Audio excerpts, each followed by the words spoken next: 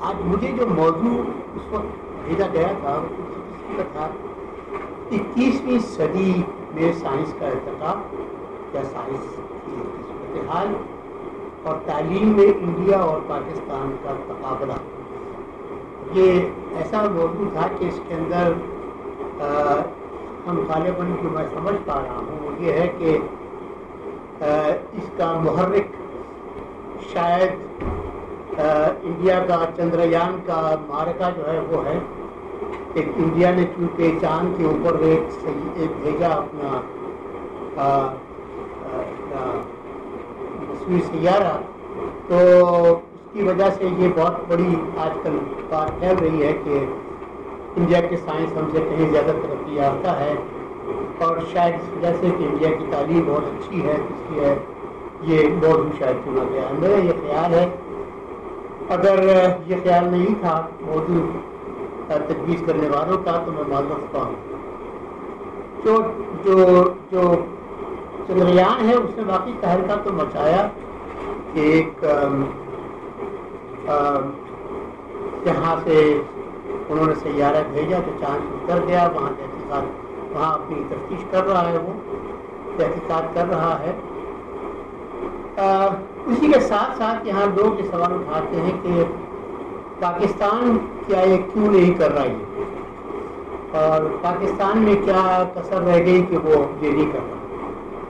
اس سلسلے میں کچھ لوگوں نے یہاں پہ بتایا کہ اصل میں پاکستان میں بھی ایک ادارہ ہے جس کا نام سپارکو ہے، اور اس میں شاید ہندوستان کے ISRO سے پہلے اپنا یہ قائم یہاں پہ ہو گیا تھا. عبدالسلام صاحب نے کہا تھا کہ کرو، جو ہو گیا تھا قائم یہاں پہ کراچی میں، اور شروع زمانے میں اس نے کچھ ویدر راکٹ چھوڑے تھے خلا میں نہیں، اوپر کی فضا میں، تاکہ موسمی حالات وغیرہ معلوم ہو سکے، اور اس کے بعد اس سے کوئی اور کام نہیں ہوا. یہ بات ایسی ہے کہ جو لوگوں کو غلطی ہے وہ جاننا چاہتے ہیں کہ ایسا کیوں ہوا. یہ بات ہے کہ ہمارے پاس شروع زمانے میں سائنس کے ادارے تو بہت سے بنا دیے گئے تھے.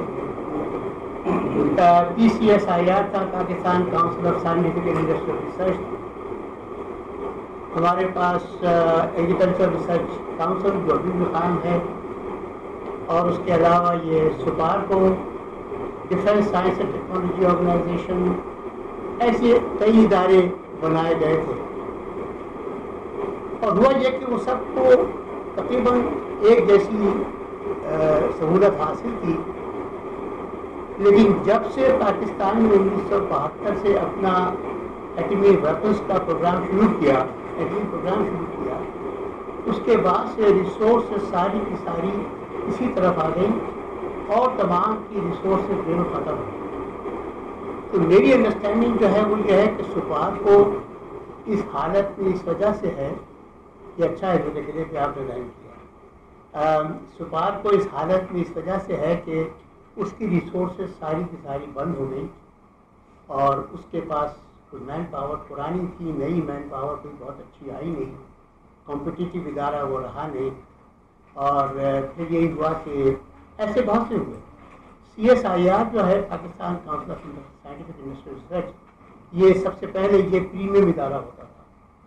جب اٹامک انرجی کمیشن بنا اور اٹامک پروگرامز بننے لگے، پروگرام چلنے لگے، تو پھر یہ جس کی حیثیت کم ہوتی چلی گئی، ہوتے ہوتے اس وقت وہ گنتی میں بھی بمشکل آتا ہے ادارہ ہے، اس کی لیبارٹریز ہیں، لیکن شروع زمانے میں جو پیٹنٹس وغیرہ وہ بنایا کرتے تھے، جو ٹیسٹنگ کی بڑی بڑی لیبارٹریز وہاں ہوتی تھیں، وہ اب کسی کام نہیں آتی. وہاں پہ یہ صورت حال ہے. تو اور وہاں پہ کام کرنے والے سائنسدان اتنے تفاخر کا اظہار نہیں کرتے جتنا کہ اٹامک انرجی کمیشن والے کرتے ہیں یا نیوکلیر پروگرام والے کرتے ہیں. اس لحاظ سے دیکھا جائے تو پاکستان کی شاید یہ ضرورت تھی کہ ایسا کرتی، لیکن پھر یہ کہ دوسرے ادارے ختم نہیں کر دیتے، پورے ختم بھی نہیں کیے، تو ان کی سیلریز جو ہے لوگوں کی وہ جاتی رہتی ہیں، پہلے سے جاتی رہی ہیں، پچھلی تمام دہائیوں میں وہ جاتی رہی ہے، لیکن کام ان کے پاس کچھ ہوا نہیں. یہ ایک نقصان رہا ہے. بہرحال ہم نے وہ کام نہیں کیا. اس کے علاوہ یہ ہے کہ راکٹ جو ہمارے پاس شروع میں آئے تھے وہ بنے بنائے راکٹ باہر سے آئے تھے، ویدر راکٹ سالڈ فیول والے، اور وہ تقریباً کوئی 10 کلومیٹر اوپر جاتے تھے اور وہاں پہ سوڈیم کے ویپرس پھینکتے تھے اور اس کو یہاں پہ انالیسس کرتے تھے اور بتاتے تھے کہ موسم کے حالات کیا ہوں گے. یہ انفارمیشن جو تھی وہ امریکہ کے ادارے کو پہنچ جایا کرتی تھی، وہی راکٹ دیتے تھے، وہی ان کے پاس انفارمیشن پہنچ جاتی تھی. اس راکٹ کے بعد پاکستان کو ضرورت پڑی ہے میزائلز بنانے کی 80s میں، تو پاکستان نے میزائلز بنانے شروع کیے اور وہ پروگرام بھی ایسا تھا کہ ساری ریسورسز وہی پروگرام دے گیا. اس پہ پاکستان نے راکٹس جو ہیں وہ بنائے. آپ سوچیں گے کہ راکٹ تو انہوں نے بنا لیے، تو پھر یہ مصنوعی سیارہ بھیجنے میں کیا پرابلم ہے؟ اس کی ریکوائرمنٹ مختلف، اس کی ریکوائرمنٹ مختلف. اس کے انجن اتنے طاقتور ہونے ضروری نہیں ہیں، تھوڑے بہت تو ہوتے ہیں، لیکن یہ جو سیٹلائٹ بھیجنے والے سیارے جو راکٹس ہوتے ہیں ان کی اسپیڈ بہت زیادہ ہونی چاہیے اور ان کو بہت زیادہ اسپیڈ اوپر تک جانے کے بعد رہنی چاہیے تاکہ وہ اس اسپیڈ سے پھر مصنوعی سیارے چھوڑ سکیں. تو یوں سمجھیے کہ ایک خاص قسم کا راکٹ ہوتا ہے ٹیکنالوجی کا، جسے کہتے ہیں کرائیوجینک راکٹ. وہ لکویفائڈ فارم میں ہائیڈروجن اور آکسیجن استعمال کرتا ہے چلانے کے لیے فیول کے طور پر. تو وہ انڈیا نے حاصل کر لیا کسی طرح، یا تو حاصل کیا باہر سے یا خود بنائے. پاکستان ان کو بنا نہیں پایا. پاکستان کے راکٹ جو تھے وہ یا تو چین کے راکٹ کا چروا تھا یا نارتھ کوریا کے راکٹ کا چروا تھا. یہ لوگ وہ چیز نہیں بنا سکے، کرائیوجینک راکٹس وہ نہیں بنا سکے، انجن نہیں بنا سکے راکٹ کے، جس کی وجہ سے یہ نہیں بھیج سکتے خلا میں اپنے سیارے. تو ایک آپ کو یاد ہوگا چند سال، 2 سال 3 سال پہلے، 4 سال پہلے انڈیا نے اپنے ایک راکٹ کے ذریعے سے مختلف ممالک کے 100 کمیونیکیشن سیٹلائٹس لے جا کر ایک ہی راکٹ سے انہوں نے 100 کمیونیکیشن سیٹلائٹس مداروں میں بھیجے تھے. تو وہ جو کام تھا، وہ کارنامہ اس کا انہوں نے بہت ڈھولوڑا مچایا کہ دیکھو ہم نے کتنے پیسے کمائے، ایک ایک کو بھیجنے میں وہ ملینز آف ڈالرز لیتے ہیں. ان کی بڑی کمائی ہوئی تھی چیز ہے. یہ کمائی پاکستان نہیں کر سکتا. اگر وہ اپنے آپ کو اس وقت کرائیوجینک انجن راکٹ سے اپنے آپ کو کر لیتا، آراستہ کر لیتا، تو وہ ہو سکتا ہے کہ وہ پھر شاید یہ سیارے بھی بھیج سکتا اور پھر شاید وہ اور جگہوں پہ بھی اپنے راکٹس وغیرہ بھیج سکتا. اچھا، فرق آپ کو معلوم ہو گیا. لہٰذا اس بات کا الگ سے بات ہونی چاہیے کہ چاند پہ اس نے بھیج دیا، ہم کیوں نہیں بھیج سکے. یہ بحث کا موضوع یہ نہیں ہے. بحث میں ہمیں دیکھنا چاہیے کہ انہوں نے کہا کہ آج کل یہ صدی جو ہے اس کے اندر سائنس کا رخ کیا ہے. تو میرے ذہن میں چند چیزیں آئی تھیں، میں نے وہ لکھ لی یہاں پہ. تو اس میں سب سے پہلی چیز اسپیس ایکسپلوریشن تھی.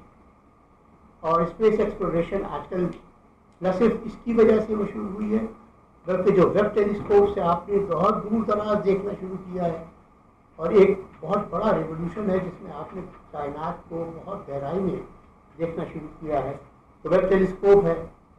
اس کے علاوہ جو آپ کا پچھلے سال 2 سال پہلے، چند سال پہلے بلیک ہولز کا کولیجن آپ لوگوں نے سنا تھا، اس کا ڈیٹیکشن ہوا تھا، ڈیٹیکشن آف بلیک ہولز. جب میں طالب علم تھا تو اس زمانے میں بلیک ہولز کی باتیں تو ہوتی تھیں، لیکن وہ صرف ایک تھیوریٹیکل کانسیپٹ کے طور پہ تھے اور سب یہ کہتے تھے کہ کانسیپٹ تو بہت ساؤنڈ ہے لیکن کبھی ہمیں بلیک ہول نظر نہیں آیا. اور اب بہت نظر آ چکے ہیں بلیک ہول. خود ہمارے جو گیلیکسی ہے اس کے بیچ میں ایک بہت ہی میسو بلیک ہول جو ہے وہ موجود ہے. تو ایک تو یہ باتیں ہیں. دوسرے اس کے علاوہ یہ ہے کہ آج کل لوگ اپنے سیارے بھیج رہے ہیں. جاپان نے بھی کہا کہ وہ بھیجے گا مون کے اوپر، مارس پہ بھیجے چائنا نے، امریکہ نے، رشیا نے، انڈیا نے. پھر ایکزو پلانٹس جو ہوتے ہیں، مختلف قسم کے مختلف سنس جو ہیں، اسٹارس، ان کے اطراف میں ایسے پلانٹس جیسے کہ ہماری زمین ہو، ان کی ڈسکوریز بہت اہم ہے، کیونکہ وہ پھر اگر یہاں زندہ رہنا مشکل ہو گیا تو شاید وہاں جا کے انسان زندہ رہنا چاہے وغیرہ. اس قسم کی چیزیں آج کل بہت زیادہ ہیں. تو سائنس کی اسپیس ایکسپلوریشن یہ ہیں چیزیں، اور ہم اسپیس ایکسپلوریشن میں بالکل کہیں بھی نہیں ہیں، بالکل زیرو ہیں. اس کے علاوہ کوانٹم کمپیوٹیشن ہے، بہت بڑی چیز ہے. تمام دنیا اس کی منتظر ہے کہ بڑے بڑے کمپیوٹرز، کوانٹم کمپیوٹرز جب لگیں گے تو اس کے ذریعے سے کمپیوٹیشن ہوگی تو بے انتہا مسائل ایسے ہیں کہ جن کو حل کیا جا سکے گا. آرٹیفیشیل انٹیلیجنس کا بہت زور شور ہے آج کل. آرٹیفیشیل انٹیلیجنس کا ایک جو وہ ہے حصہ اس کا، وہ چیٹ جی پی ٹی میں ملتا ہے ہمارے کمپیوٹرز کے اوپر، کہ آپ چیٹ جی پی ٹی کے ساتھ اگر آپ کچھ مانگیں، اس سے کوئی سوال کریں تو آپ کو جوابات فوراً مل جاتے ہیں قسم کے. یہ بڑی انوکھی چیز ہے اور آرٹیفیشیل انٹیلیجنس کا ایک حصہ ہے. جینیٹک انجینئرنگ کے بہت کمالات ہوئے ہیں ہمارے پاس اور ابھی تک ہوتے چلے جا رہے ہیں. لہٰذا سائنٹیفک پروگریس کے اندر جینیٹک انجینئرنگ کا بہت بڑا حصہ ہے. اور پھر نیورو سائنس کا اور برین ریسرچ کا. برین کے اوپر اب ایسی باتیں ہونے لگی ہیں کہ اگر کوئی شخص پیدائشی نابینا ہو تو اس کے ذہن میں کسی ایک جگہ پہ ایک چھوٹی سی چپ لگا دی جائے اور اس کے سر کے اوپر ایک ایسی ٹوپی ہو جس کے اندر لینسز اور دیکھنے والی چیزیں ہوں، لینسز لگے ہوئے ہوں، تو وہ دیکھنے کا قابل ہوتا ہے. اب یہ چیز جو ہے یہ بہت ہی دماغ کی چیز ہے اور برین کی ریسرچ اس کے علاوہ ہے جو بہت زیادہ ہے. تو سوال جو ہے وہ یہ کہ ہم اب اس میں کہاں کھڑے ہیں. میں نے جتنی چیزیں گنائی ہیں ان میں تمام ہی کے اندر ہم زیرو ہیں. ہم نے اسی میں کسی کے اندر بھی ہمارا کوئی کنٹریبیوشن نہیں رہا ہے اب تک. لیکن اگر آپ دیکھیں ذرا تو معلوم ہوتا ہے، جیسے مجھے ابھی اندازہ ہوا جب بلیک ہول کے اوپر آج کل ہم کچھ ایسے افراد کا انٹرویو کر رہے ہیں کہ جو امریکہ میں چلے گئے تھے جب یہ ڈیجیٹل ریولوشن شروع ہو رہا تھا. اس زمانے میں جو چلے گئے تھے اور انہوں نے وہاں پہ جا کر آہستہ آہستہ اپنا مقام بنایا اور وہ لیڈر رہے. بعض ایریاز کے اندر بہت اچھے رہے اور ہمیں ان پہ فخر ہے. اور وہ ایسے ہیں کہ جن کی خدمات اگر یہاں لی جائیں تو یہاں پہ ہم اپنے یہاں کے اذہان کو بہت اچھی ان کی تربیت کر سکتے ہیں. تو معلوم یہ ہوا کہ پاکستانی یہاں نہیں ہے تو کم از کم باہر تو ایسے مواقع جہاں ملے انہیں وہاں پہ تو انہوں نے کام کیا ہے. تو پاکستان میں پھر یہ مسئلہ کیا ہے؟ میرے خیال میں سب سے پہلی بات جو ہے وہ تو یہ ہے کہ ہمارا معاشرہ تاریخی طور پہ ایک ایسا معاشرہ تھا جس نے تعلیم کی اہمیت کو بہت ہی دیر میں جانا اور سمجھا. یہ بات جو ہے ہم سب کو تسلیم کرنی چاہیے. جب انگلستان جب انگریز یہاں پہ آئے انہوں نے یونیورسٹیاں قائم کی تو اس وقت ان یونیورسٹیوں کے اندر مسلمان بھی پڑھنے گئے تھے لیکن ان کی تعداد ہندوؤں کے مقابلے میں بہت کم تھی. اور ہندو اس زمانے سے انہوں نے مڈ 19 سینچری سے انہوں نے پڑھنا شروع کر دیا تھا. اعلیٰ قسم کی تعلیم، فرنٹ لائن تعلیم حاصل کرنی شروع کر دی تھی، جس کی وجہ سے ان کے یہاں بہت اچھے سینٹر بن گئے تھے. ہمارے یہاں وہ بات نہیں رہی تھی. ایک علی گڑھ مسلم یونیورسٹی اور جامعہ ملیہ کے علاوہ اور کوئی بڑے تعلیمی ادارے ہمارے پاس نہیں تھے. یہ میں اس کے اوپر مزید بات بعد میں کرتا ہوں. مگر میں سمجھتا یہ ہوں کہ ہمارے پاس یہ جو رویہ ہے معاشرے کا تعلیم کی بے توقیدی کا، کہ تعلیم کو سمجھنا نہیں کہ وہ کوئی اچھی چیز ہے یا کوئی کام کی چیز ہے، وہ بہت قریبی ہے. اب اس وقت ہمارے پاس اگر جتنے بچے ایسے ہیں جو اسکولوں کی ایج کے ہیں اور ان میں سے اگر آدھے بچے اسکولوں میں نہیں ہیں تو جہاں ہمارا قصور بھی ہے کہ ہم نے مہیا نہیں کیے، وہاں ماں باپ بھی ہیں کہ جنہوں نے تعلیم کو کوئی بہت ضروری نہیں سمجھا.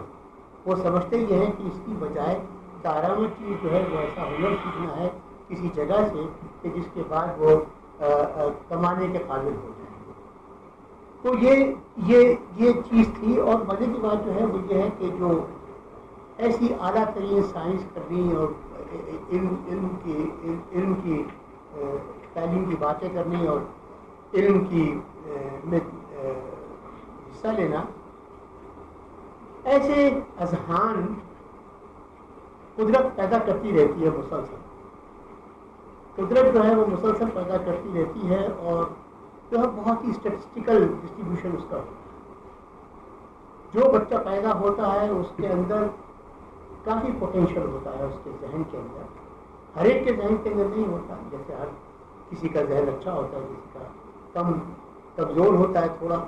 تو اس واسطے جو ہر ذہن جو ہے وہ اتنا ہی اچھا، اتنا ہی کیپیبل تو نہیں ہوتا.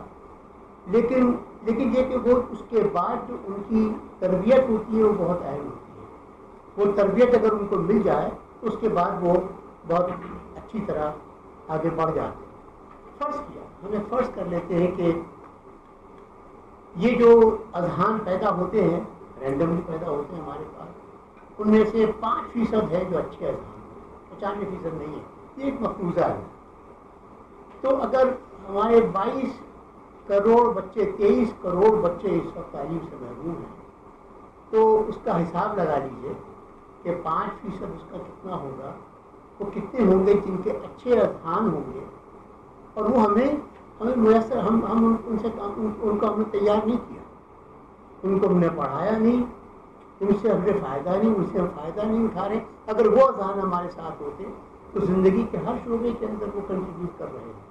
تو نے صرف 5% لیا ہے، ہو سکتا ہے یہ اس سے زیادہ ہو سکتا ہو، لیکن 5% بھی میرے خیال میں اچھا خاصا ایک اندازہ صحیح ہو سکتا ہے.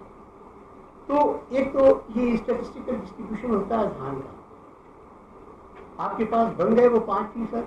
اب آپ ان میں سے اگر آپ نے ان کو کیش کر لیا، کسی وجہ سے وہ ایسے معاشرے میں پہنچ گئے جہاں پہ ان کو تعلیم میسر ہے، اچھی تعلیم مل جاتی ہے ان کو، تو ان کی تربیت ہو گئی اور اس کے بعد پھر وہ اپنی جگہ پہ وہ کنٹریبیوٹری انڈیویجولس بننا شروع ہو جاتے ہیں. لیکن اگر وہ نہ بن پائے تو پھر ہمارا سراسر نقصان ہے.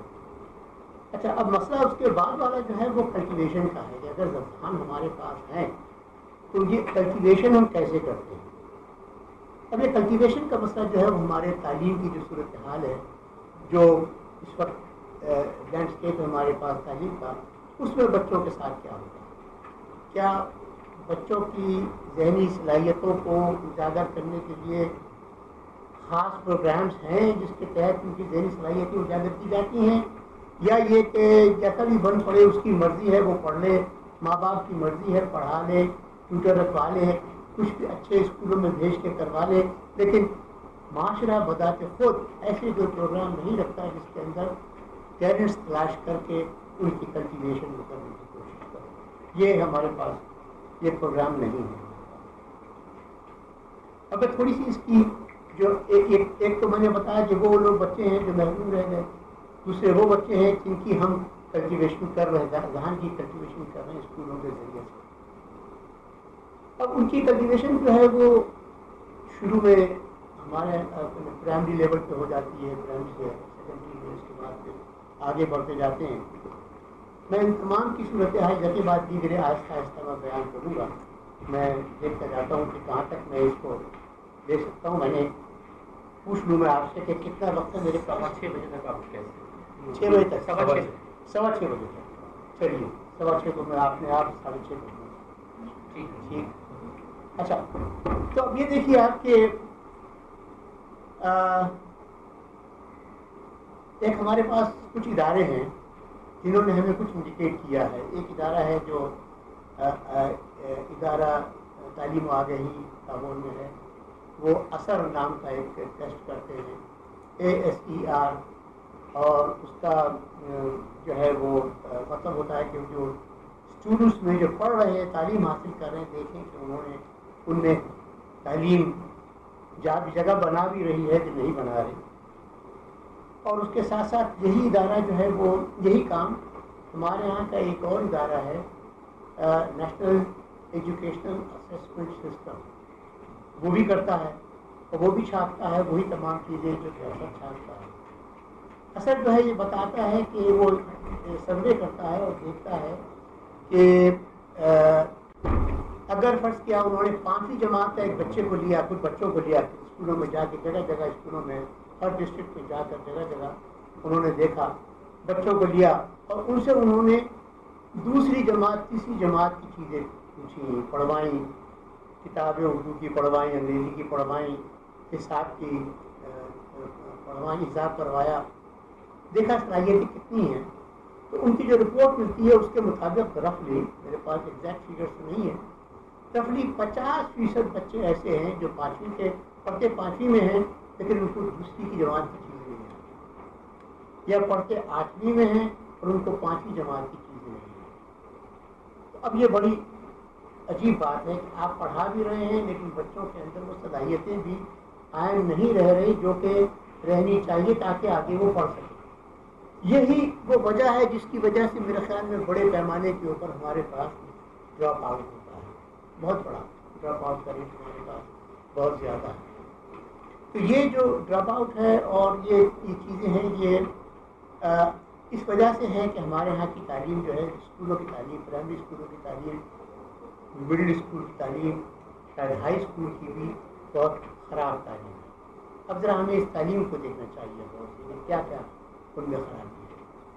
سب سے پہلی بات جو ہے وہ یہ ہے کہ تعلیم میں تین چیزیں ہوتی ہیں جنہیں کہا جاتا ہے کہ تعلیم حاصل کرنے کی سکلز، مہارتیں. وہ مہارتیں اگر آپ کے پاس ہوں تو آپ تعلیم حاصل کر سکتے ہیں آگے.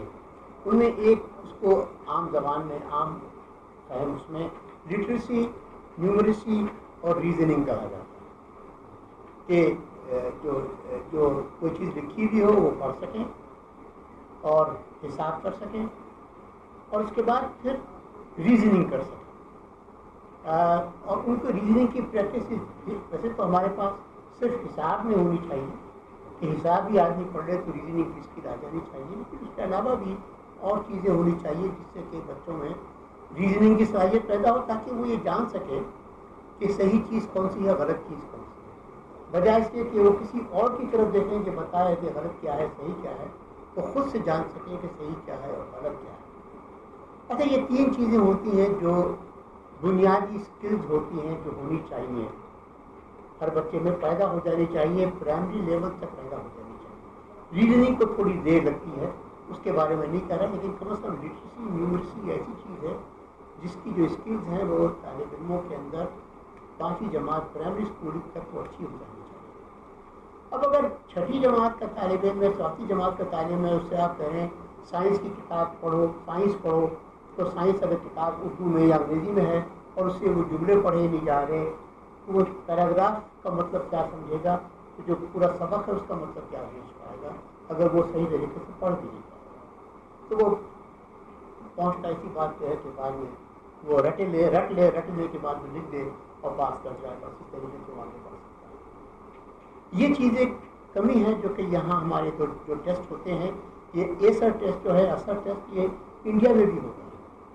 اور انہوں نے ہم سے کہا تھا کہ انڈیا اور پاکستان کے تعلیم کا تقابل کرے، تو میں تقابل کرتا جاؤں گا اور میں یہ آپ کو بتاتا جاؤں گا کہ جو اثر کا ٹیسٹ ہے وہ انڈیا میں بھی ہوتا ہے، وہ پاکستان میں بھی ہوتا ہے، اور انڈیا میں بھی یہی خامی رہ جاتی ہے اور پاکستان میں بھی اسی درجے کی خامی رہ جاتی ہے. لہٰذا ہمیں کوئی بہت اس کا غلط فہمی بھی نہیں رہنا چاہیے کہ وہاں نہیں رہتی یہاں رہ جاتی ہے، یہ بات نہیں ہے، وہاں پہ بھی رہ جاتی ہے. اچھا، اس کے بعد پھر ریزننگ جو ہے وہ آہستہ آہستہ بعد میں آتی ہے، مگر یہ دو چیزیں جو ہیں حساب کے کمزوریاں یہ سب دور ہو جانی چاہیے، اور اس کے ساتھ ساتھ لٹریسی جو ہے نا، پڑھ کے سمجھنا، سمجھ کے بات کرنا، بولنا وغیرہ، یہ سب آ جانا چاہیے. تو میرا تجربہ اپنا جو ہے وہ تو یہ ہے کہ جب میں یونیورسٹی میں پڑھاتا تھا وہ بڑے آگے ایڈوانس لیول کے اسٹوڈنٹس تھے، ایم ایس سی کر رہے تھے، ایم فل کر رہے تھے.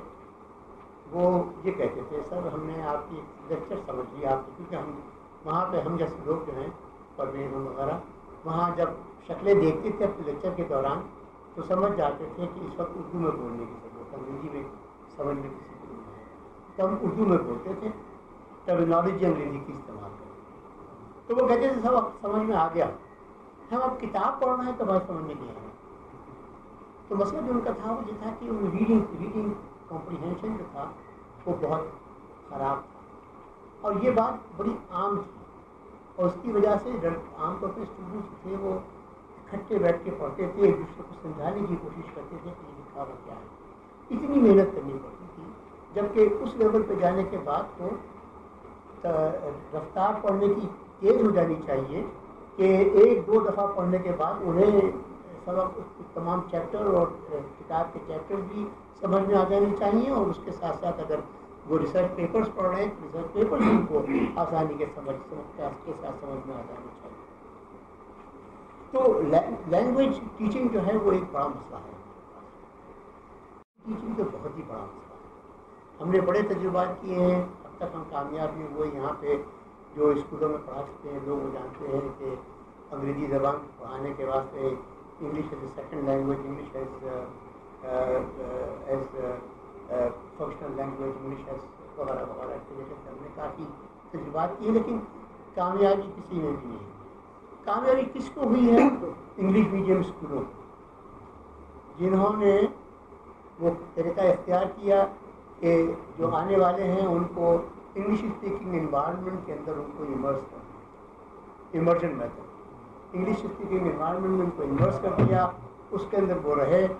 اس کا سب سے بڑا فائدہ جو ہے ووکیبلری کا کوئی بڑا نقصان نہیں ہے، لیکن سب سے بڑا فائدہ جو ہے وہ یہ کہ گرامر ان کو سیکھنی نہیں پڑتی، بولتے ہوئے سنتے ہوئے گرامر ان کو سمجھ آئے۔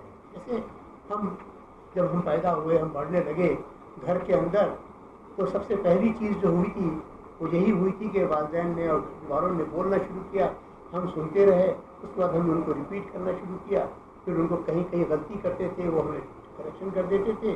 ساری اردو کی گرامر ہمیں کہیں سیکھنے کی ضرورت نہیں پڑی، ہم نے گھر کی بول چال سے اردو کی گرامر سیکھی، یا پنجابی کی گرامر پنجابی کی یا کسی اور زبان۔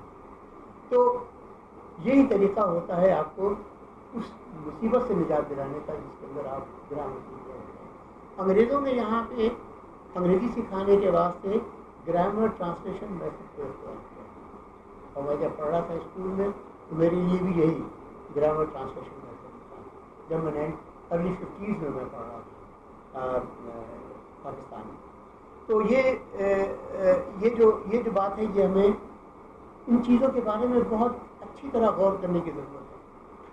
میں آپ کو بتا دوں کہ ابھی جو بہت ریسنٹلی کریکلم آیا ہے جس کو نیشنل کریکلم کہتے ہیں، سنگل نیشنل کریکلم یا نیشنل کریکلم آف پاکستان، ان لوگوں نے ایک بات ان کے خیال میں، اگر آپ بچوں کو سائنس اور میتھمیٹکس پڑھائیں تو وہ انگریزی میں ہی پڑھائیں، اور وہ ارلیسٹ کلاسز سے جہاں سے وہ شروع ہوتی ہے وہاں سے وہ انگریزی میں پڑھانا شروع کر دیتے ہیں۔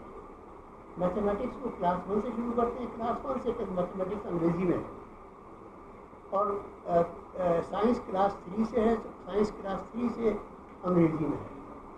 اب یہ چیزیں جو ہیں جن بچوں کو آپ میڈیم آف انسٹرکشن جو ہے وہ تو صرف وہی ہونا چاہیے جو ایک بچہ سمجھ سکتا ہو، جب سنائی جائے تو اس کے مطلب اس کو سمجھ میں آتا ہو، اس کے بغیر تو بیکار ہے، اور وہ جب لکھا ہوا ہے اس کو پڑھ سکتا ہو، جب سنے ہوئے کو سمجھ سکتا ہو، لکھے ہوئے کو پڑھ سکتا ہو، چاہے اچھی طرح بول نہ سکتا ہو، کیونکہ یہ دو چیزیں تو بنیادی شرائط ہے۔ ایسی لینگویج جس کے اندر وہ یہ نہ کر سکے اس کو تو میڈیم آف انسٹرکشن ہونا ہی نہیں چاہیے۔ یہاں پہ میڈیم آف انسٹرکشن انہوں نے کہا کہ انگریزی ہوگا۔ اب انگریزی میں میتھمیٹکس اگر وہ پڑھتے ہیں ٹھیک ہے، 1 2 3 4 بولنے میں 1 2 3 1 2 3 4 کوئی مسئلہ نہیں، پلس مائنس وغیرہ یہ بھی مسئلہ نہیں ہے۔ مسئلہ آتا ہے وہاں پہ جہاں پہ انہیں یہ سوال آتے ہیں جو جسے عبارتی سوالات جو ہیں وہ آتے سمجھ میں نہیں آتے ان کو کہ یہ کیا کہتے ہیں، اور اس واسطے وہ کر نہیں پاتے، وہ گھبرا جاتے ہیں، اور یہ چیزیں ان کے حساب سے بھگاتی ہیں۔ تو ایک چیز تو یہ ہوئی بات میتھمیٹکس اور سائنس، اور پھر اس کے علاوہ سائنس اور میتھمیٹکس وہ چیزیں ہیں جن سے آپ ریزننگ سکھاتے ہیں۔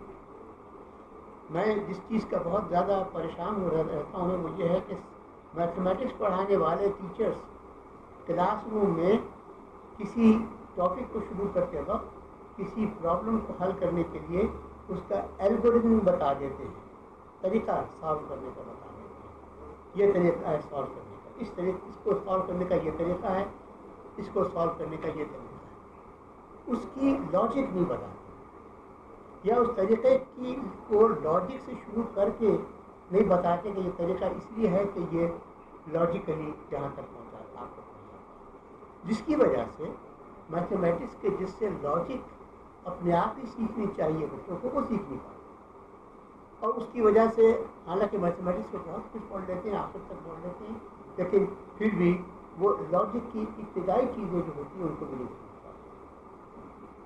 پھر اس کے علاوہ ہمارے پاس جو پرابلم ہے نا، ان میں ایک تو یہ ہے کہ سٹیزنشپ ایجوکیشن جو ہے سوشل اسٹڈیز کے اندر آتی ہے، نہ جانے کیوں ہم پہ ایک بھوت سوار ہے، ہم سمجھتے یہ ہیں کہ ہمارے ملک کو بنے ہوئے 76 سال ہو گئے ہیں، لیکن ابھی تک ہمیں ضروری ہے کہ ہم ثابت کریں کہ اس کا وجود میں آنا جائز تھا۔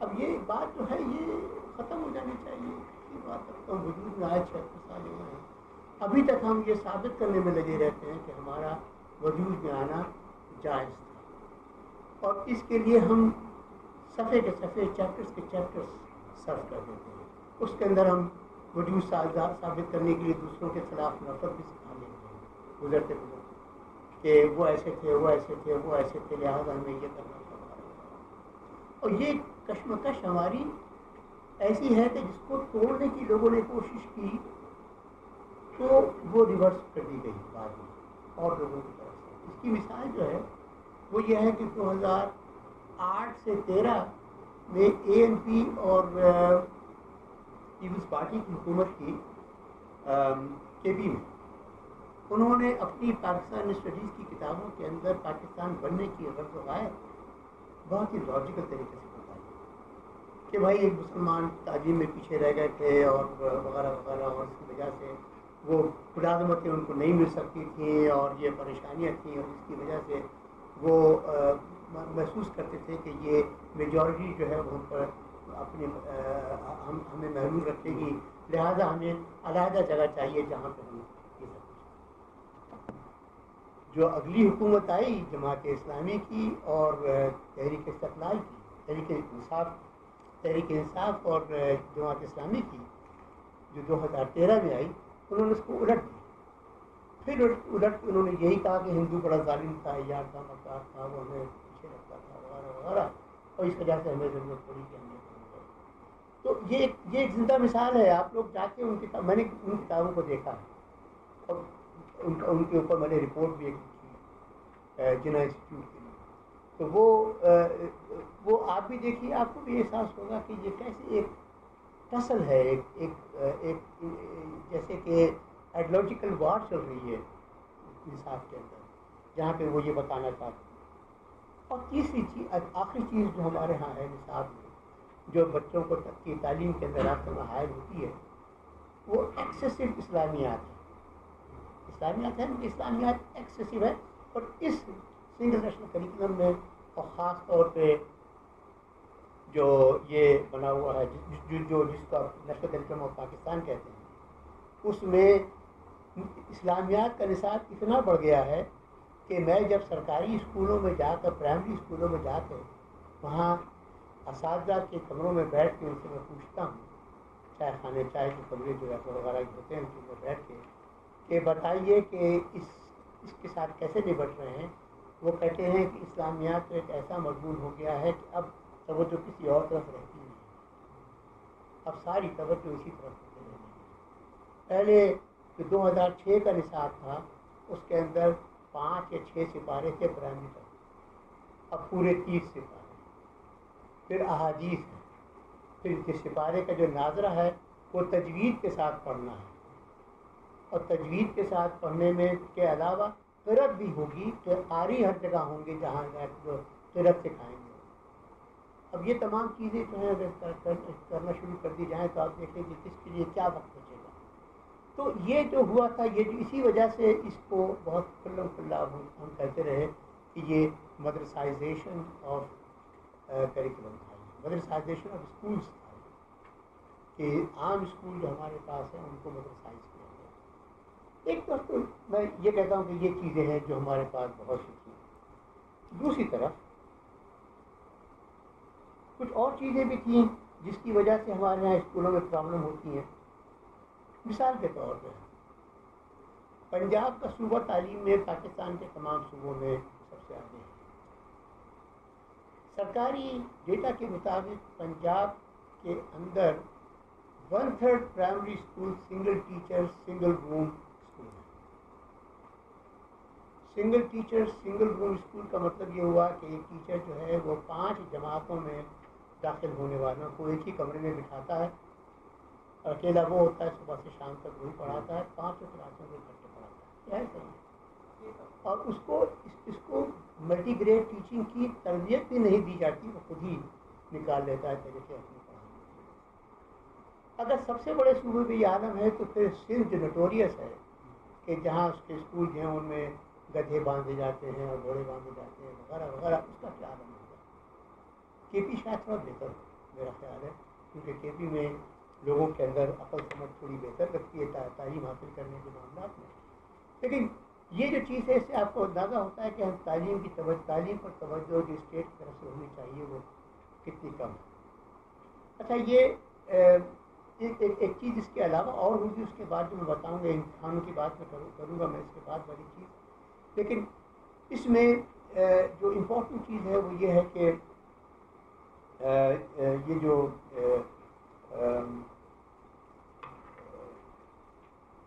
اس کی بات کر رہے ہیں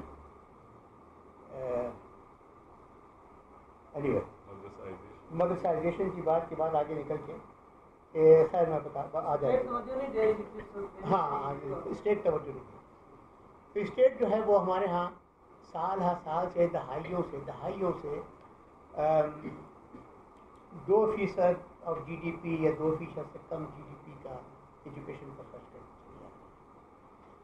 اور اب تو وہ اور بھی نہیں کر پائے گی, کیونکہ اب تو اور بھی اس کے پاس پیسے نہیں. اور یہ جو ہے اسی وجہ سے ملٹی گریڈ ٹیچنگ کرنے کی کوشش کر جاتی ہے.